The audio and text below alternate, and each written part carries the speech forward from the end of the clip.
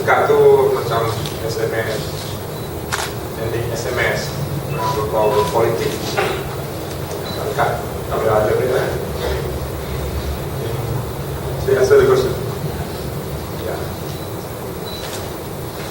I just want to add, just to illustrate the problem in a broader context. Now, if you take the law regulating the civil service or the public service in general, I mean, on paper, it's even also not wrong for the IGP to make a public statement contradicting the minister. But of course, it is up to the government whether or not they want to take action against him or not.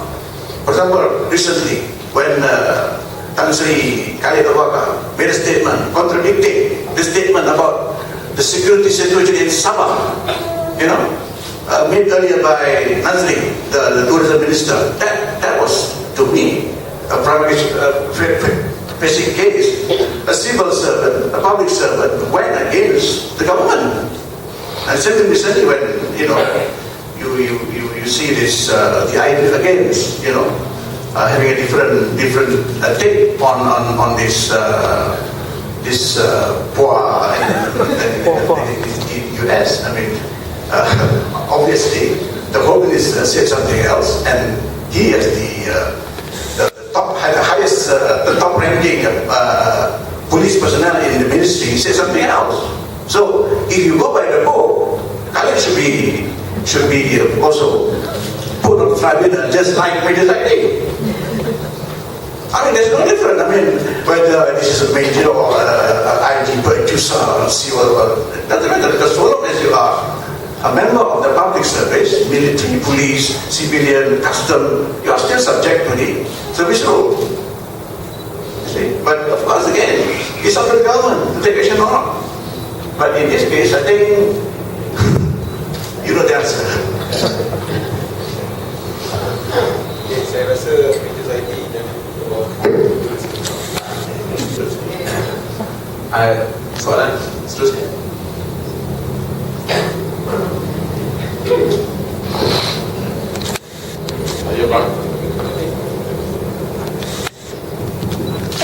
Saya Pak Pilihan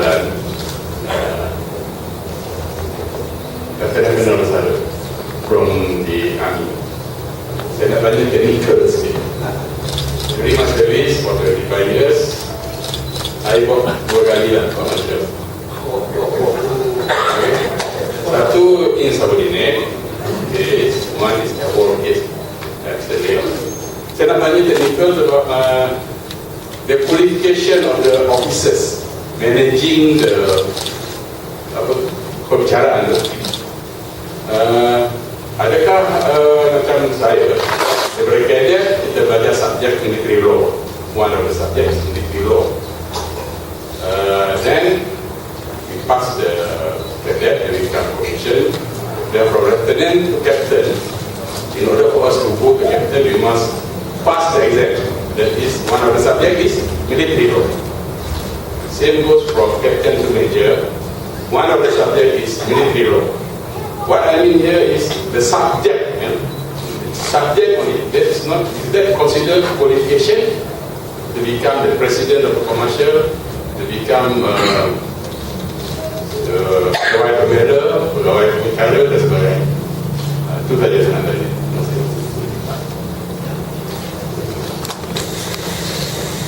Kalau saya boleh komen lah, satu kes petang tadi sebelum datang sini saya baca buku Profesor J.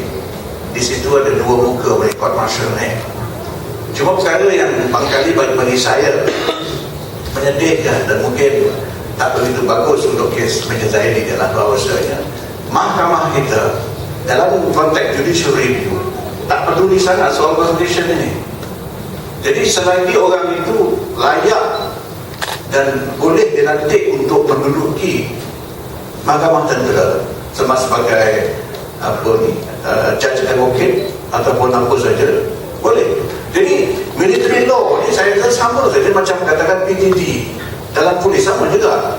Untuk tiap-tiap kenaikan pangkat dia kena pemeriksaan undang-undang. Tetapi undang-undang itu kan undang-undang macam lawyer yang ambil tidak. Undang-undang itu setakat nak tahu section 20 ni apa maknanya, section 30 apa maknanya. Jadi you just learn the literal meaning of the law. You tak belajar principle law. Maksudnya di situ cukuplah untuk anggota tentera, pegawai tentera mengetahui apa tugas-tugas dia di undang-undang atau di undang-undang akta kata tentera sebagai contoh. Atau kalau polis, akta polis dia. Atau kalau custom, undang-undang yang custom perlu laksanakan. Tetapi aspek teknikal undang-undang tak dipelajari. Sebab itu di luar kemampuan dan mungkin terlalu berat untuk serviceman itu mengetahui. Dan bila soal prosedur dibangkitkan, jawapan mahkamah tinggi soal ini yang dia kata soldiers are not lawyers. Jadi maknanya mahkamah sendiri tidak meletakkan satu standard yang tinggi tentang pengetahuan undang-undang orang yang mengendalikan mahkamah tentera. Dan saya rasa kalau tengok daripada trend yang ada, kes-kes yang dibawa dalam dalam konteks judicial review yang mempersoalkan keputusan court martial atau mahkamah tentera, banyak yang kalah. Jadi saya rasa mahkamah pun, hakim pun dia kata macam tak berapa rajin sangat tengok this procedure. Jadi saya rasa apa yang disebut oleh Kansel sebagai Stephen Thiru tadi textbook stuff lah. In reality tak begitu berguna sangat. Sebab mahkamah tidak begitu bersedia untuk review betul-betul apa yang berlaku dalam mahkamah tentera, kecuali kalau umpamanya mahkamah tentera membicarakan sendiri. Nah itu obvious sangatlah. Tetapi kalau yang bersifat procedural defect pun kebanyakan saya tengok tak dipedulikan sangat oleh mahkamah. Jadi itu satu perkara yang menyedihkan. Dan saya dalam soal ini saya tak pastilah apa yang akan berlaku dalam kes Mejar Zaidi seterusnya. Tetapi saya menyangka kalau nak ikut proses mahkamah, saya fikir mungkin tidak begitu baik.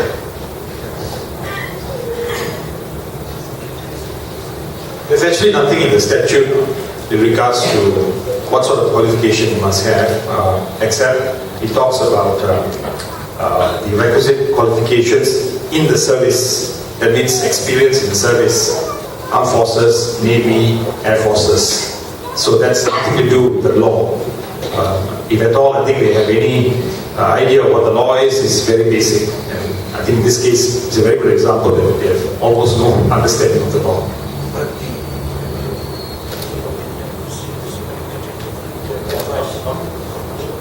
Five panel members. Seterusnya. Selamat petang. Saya ada soalan dekat untuk Mejar Zaidi. Saya buat ikutan dari awal. Belum perkenalkan ini. Saya isi daripada Malaysia TV.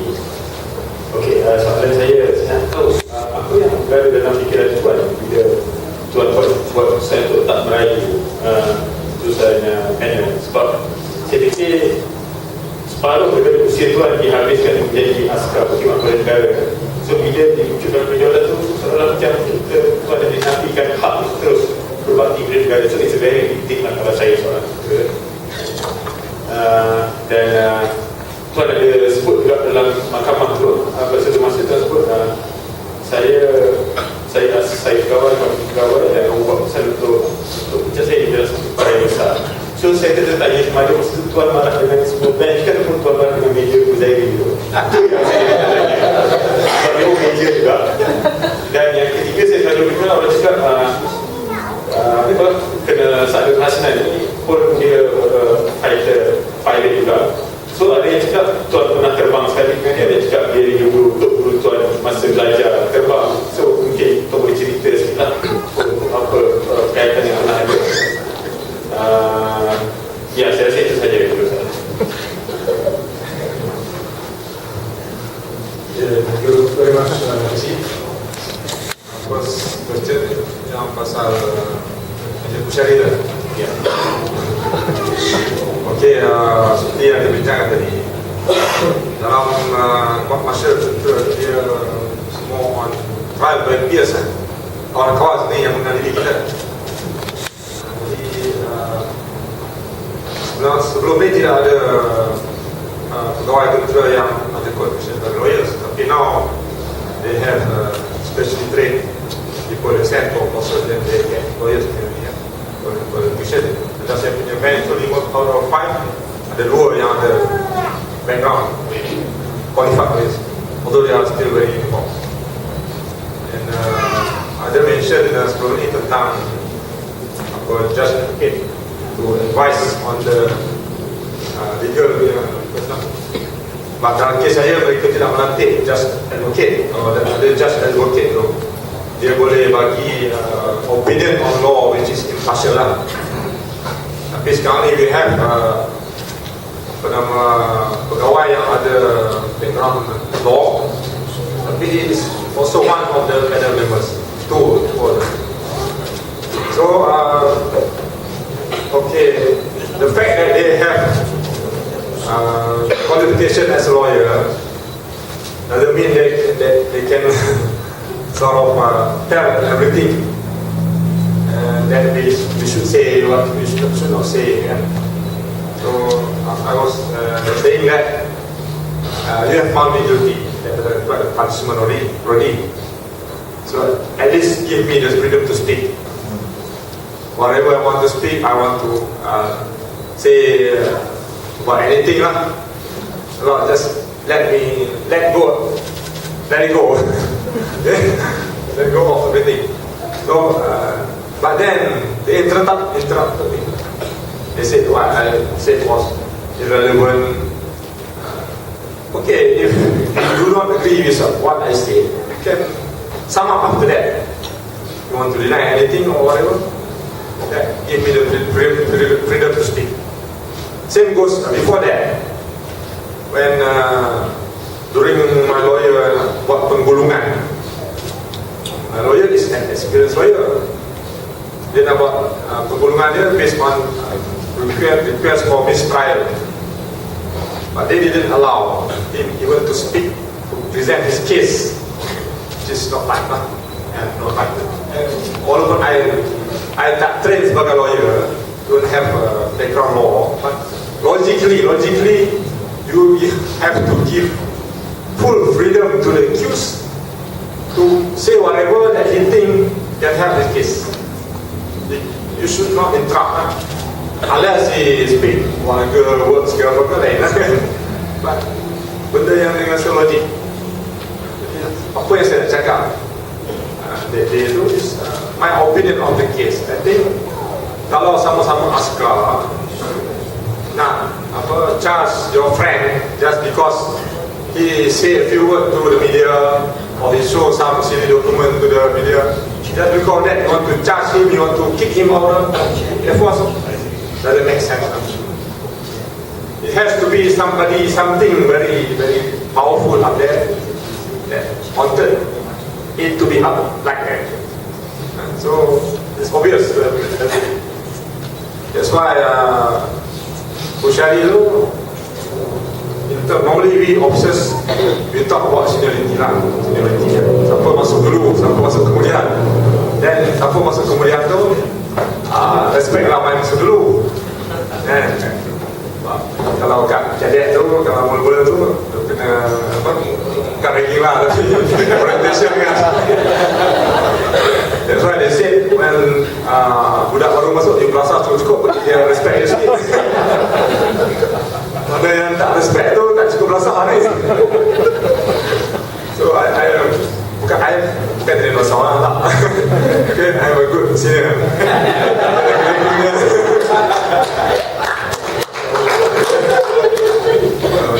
I don't believe in ranking people, but the way he interrupted me itu tak kena lighting, not right.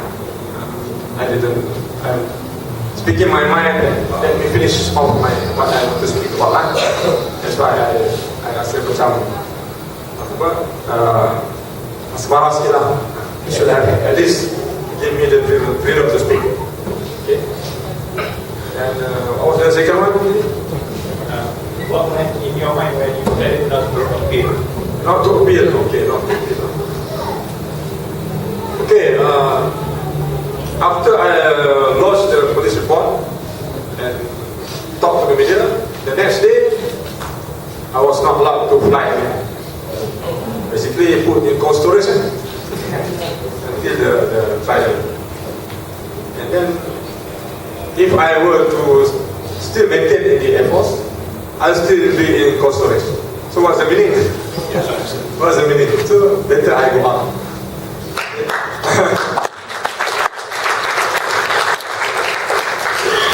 So the sentence, lesser sentence means I'm not allowed to, or I have to still be inside the armed forces. Because the lesser sentence will be like lose your seniority, being effect of pay, you are being denda dan sebagainya.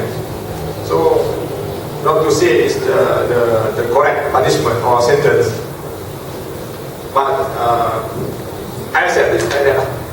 It's good to be outside, do something else other than be inside there and do the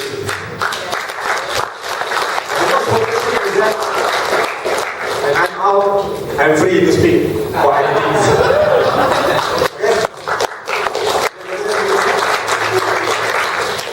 Okay, thank you, Mas. Soalan seterusnya. Okay.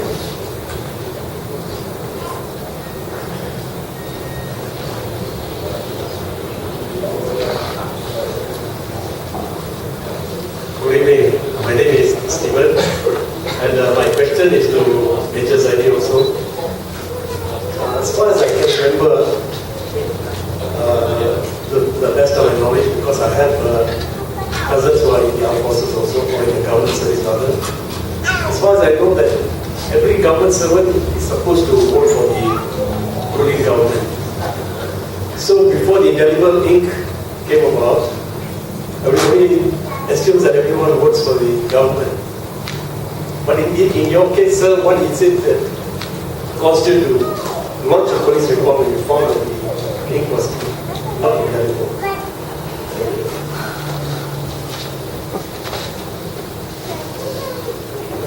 Okay, the statement that every armed forces personnel must vote for the government is not correct, because actually nobody forced us to vote for anybody. Right? It said that normal campaigning, sometimes they campaign indirectly, for whom. But it's not allowed to campaign directly. Okay, mention party's name or whatever. However, they are sort of pressure. If you are known to be a supporter of certain political party, then your future is not that bright. Okay, you know what I mean? Okay, and in terms of why I launched a report, yeah, of course not, because we were promised, we were told that the ink is indelible. But then suddenly, how come this is indelible? Can be washed off. And then they make it as if nobody will ever tell the truth. As if the whole armed forces personnel can be told to be a party of lies, or nobody will dare go against the law. But for me, it's not right. It's not right. I am a Muslim, and I cannot be part of lies like that. I cannot be part of it. I feel I have a responsibility to tell the truth.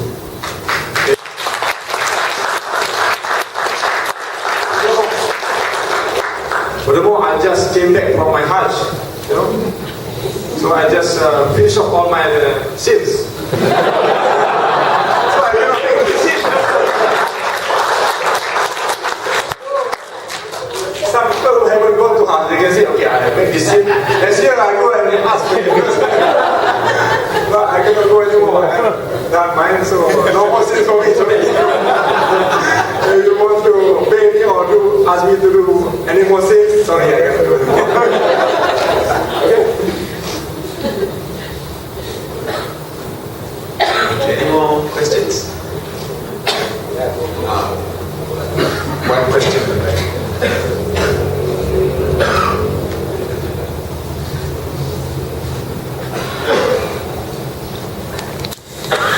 Good evening. You're not obliged to answer my question. Minggu ini kalau kita bahas kembali perkembangan minggu ini, I would like Mejar Zaidi his view, and then I'll give the legal opinion. Berhubung dengan hukuman mati yang dijatuhkan kepada Aziz, memandangkan Thiru is konon-konon not in the country, military choice of words, serviceman. If we were to take what Thiru said in his affidavit, he was acting on instructions. How do you feel about a fellow uniformed man, one sentenced to death, the other one not in the country? And legally, can you send something to the gallows while the other fellow is at large? And can we appeal for a full, is it a 7 or a 9 bench to review the judgment? So is there hope for Azila to have his death sentence overruled, overturned, whatever you want to call it? Pardon, is it? Alright, okay. I'm not aware. So I just wanted to know. Thank you.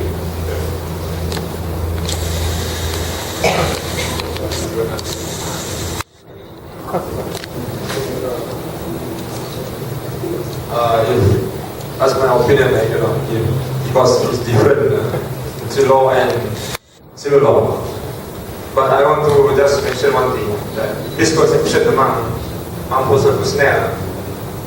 Many people thought that once you are sentenced under military law, that's it, you cannot go to civil court and ask for review or things like that.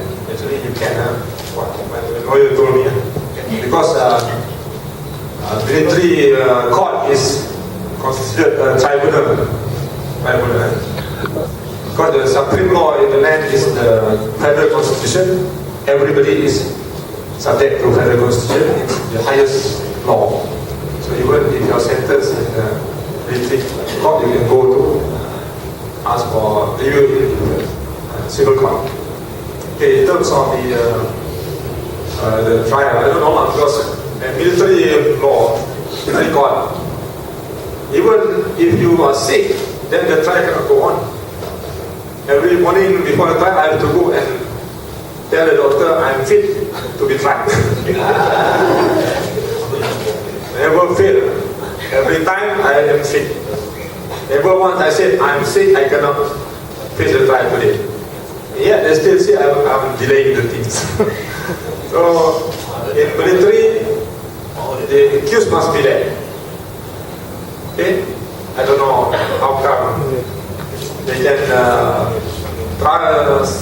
put somebody on trial, but it's not in the law, or even in the country.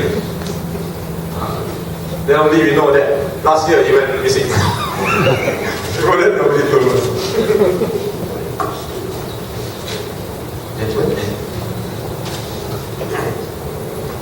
Yeah, I think we answered the question just now. It is not a review.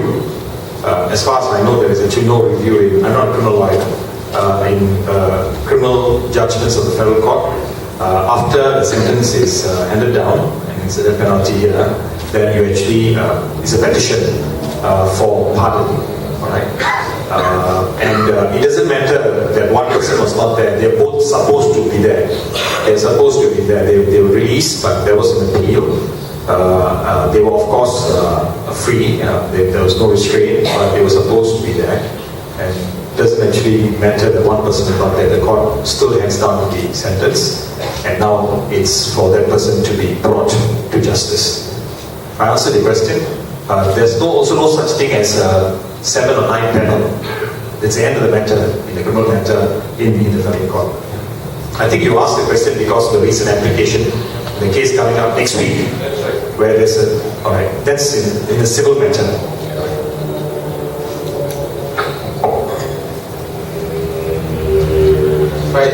just add, sorry I'm not Netflix, but no, I think also we mustn't forget that these people, or these two, were actually found not guilty, so meaning their conviction was overturned. So they are free men, right? And that's why they can actually travel to Australia. I think people forget that. So the question is that why was it that there was no sort of application made by the prosecution to stop them, take away the passport or something like that? I was looking this up actually. I mean, there isn't actually a quite specific provision for people who are released where their conviction have been overturned.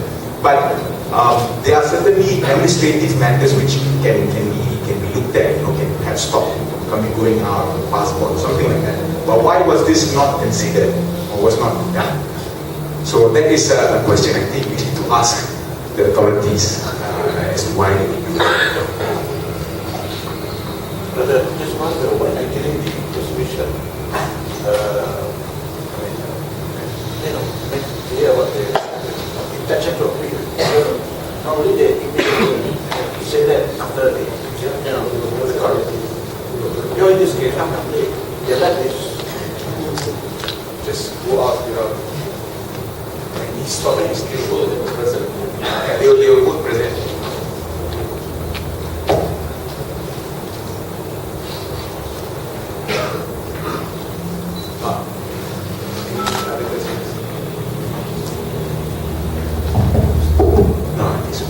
Any other questions? Soalan lain? Ada?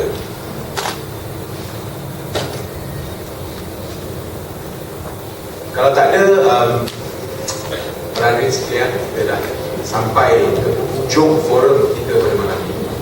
Terima kasih sekali lagi kepada para panelis kita. Utamanya Dr. Aziz Bari, bukan untuk beliau.